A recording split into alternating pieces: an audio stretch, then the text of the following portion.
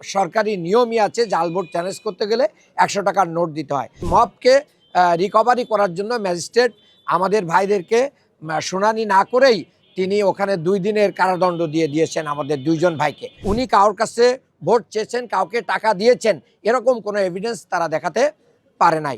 3টা অভিযোগ আমাদের।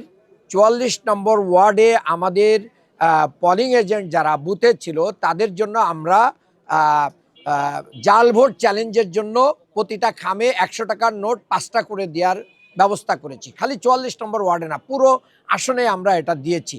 এটা সরকারি নিয়মই আছে, জাল ভোট চ্যালেঞ্জ করতে গেলে 100 টাকার নোট দিতে হয়। ওখানে যখন সেটা রেডি করা হচ্ছিল, ওই কেন্দ্রের খামগুলো রেডি করা হচ্ছিল, সেই অবস্থায় যে বিএনপির কতিপয় লোকরা এখানে মব সৃষ্টি করে, সেই মব সৃষ্টি করে তারা আমাদের 3 জন নেতাকে ওখানে মারধর করে এবং পরবর্তীতে আমরা থানার শরণাপন্ন হলে পুলিশ এবং ম্যাজিস্ট্রেট আসার পরে সেই মবকে রিকভারি করার জন্য ম্যাজিস্ট্রেট আমাদের ভাইদেরকে শুনানি না করেই তিনি ওখানে 2 দিনের কারাদণ্ড দিয়ে দিয়েছেন আমাদের 2 জন ভাইকে। এটা আমি মনে করছি যে ইনি নির্বাচনী পরিবেশ নষ্টের শামিল, কারণ আমাদের জাল ভোট চ্যালেঞ্জের টাকা থাকা কোনো অবৈধ না। আর উনি কারোর কাছে ভোট চেয়েছেন, কাউকে টাকা দিয়েছেন, এরকম কোনো এভিডেন্স তারা দেখাতে পারে নাই। 2 নম্বর ইয়েটা হচ্ছে জুবিলি স্কুলে। সেখানে আপনারা জানেন যে আজকেই অনেকগুলো কেন্দ্র থেকে কিন্তু পোলিং এজেন্টের যে কার্ড এটা সাইন করে দেওয়া হয়েছে। তো অনেকগুলো কেন্দ্র বলছে সকালে আসবেন। তো আমাদের ভাইরা ওখানে পোলিং এজেন্টের যে কার্ড এটা সাইন করার জন্য গিয়েছিলেন।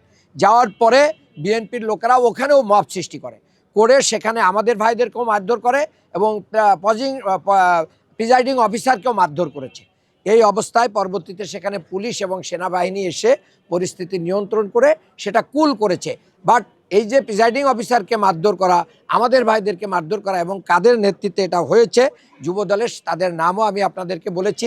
আমি মনে করি আমাদের ভাইদের 5 জন ভাইকে ওখানে আহত করা হয়েছে, আগের ঘটনায় 3 জন ভাইকে আহত করা হয়েছে। সবগুলো ব্যাপারে আমরা প্রশাসনকে অবহিত করেছি এবং আমরা আমাদের আইনগত ব্যবস্থা নিব ইনশাআল্লাহ। অনেকগুলো ঢাকা শহরের অধিকাংশ কেন্দ্রই ঝুঁকিপূর্ণ। ঢাকা শহরের স্কুলগুলোতে এমনিতেই অভিভাবকরা চায় তাদের কি থাকুক, মানে সিসি ক্যামেরা থাকুক। মনিজা রহমান কেন্দ্র, যেখানে বারবার কি হয়, এই গ্যান্ডারিয়াতে সহিংসতা হয়, ইতিপূর্বে নির্বাচনেও দেখা গিয়েছে। সেখানে ইঞ্জিনিয়ার ইশরাক সাহেবের আপন তার ফুপু এই স্কুলের হেডমাস্টার থাকার কারণে তিনি স্কুলে মানে পরিকল্পিতভাবে এইটা লাগান নাই, যার কারণে আমরা মনে করছি যে এখানে একটা ইলেকশন ইঞ্জিনিয়ারিংয়ের সম্ভাবনা রয়েছে। আমরা প্রশাসন, আপনাদের মাধ্যমে প্রশাসনের দৃষ্টি আকর্ষণ করছি, এখানে যেন মানে বিকল্প ব্যবস্থা নিয়ে কেন্দ্রটাকে নিরাপদ করা হয়। ঠিক আছে, এটাই আমাদের বক্তব্য। আগামীকাল সকালে আমি গ্যান্ডারিয়া উচ্চ বিদ্যালয়ে সকাল 7:30টায় ভোট দেবো ইনশাআল্লাহ। সস্ত্রীক পরিবার সহ আমরা ভোট দিব এবং আমি জনগণকে বলবো, মানে দুষ্কৃতিকারীরা তারা খুবই দুর্বল, তারা সাময়িক শক্তি দেখাতে পারে। আমরা যদি ভোট দিতে নেমে আসি, সকল অন্যায় ভেসে যাবে। আসুন মা বোনেরা সহ সবাই নেমে আসুন। আমরা যেরকম 5ই আগস্টে বিপ্লব ঘটিয়েছি, এবারও আগামীকালও আমরা সেই বিপ্লব ঘটানোর অপেক্ষায় আছি। এবং আমার পাশে শহীদ জুনায়েদের পিতা, শহীদ আনাসের পিতা বসে আছেন, ওনাদেরকে সাথে নিয়ে আমরা বলতে চাই, এই গ্যান্ডারিয়ায় এই বৈষম্য বিরোধী আন্দোলন শহীদ আবু সাইদ মুগ্ধ সহ যারা জীবন দিয়েছেন তাদের এই রক্তের ঋণ পরিশোধের জন্য আমরা আবারও আগামীকাল ব্যালট বিপ্লব ঘটাবো। কোনো সন্ত্রাসের কাছে আমরা মাথা নত করবো না ইনশাআল্লাহ।